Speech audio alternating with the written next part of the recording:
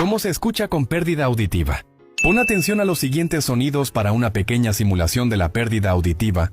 Este sería un sonido normal.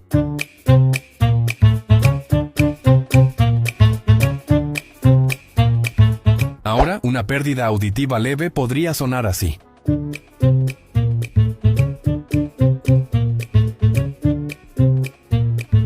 Escucha ahora una pérdida auditiva moderada.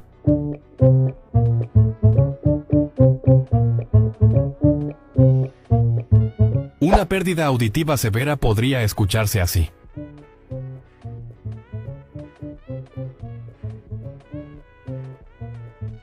Y finalmente así escucha alguien con pérdida auditiva profunda.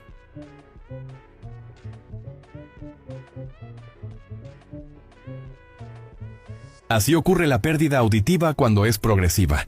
Aunque parezca increíble, a veces no lo notamos hasta que ya es muy tarde y nos cuesta escuchar incluso las conversaciones. Las buenas noticias es que puede prevenirse. Realiza chequeos frecuentes y acude por ayuda antes los primeros signos.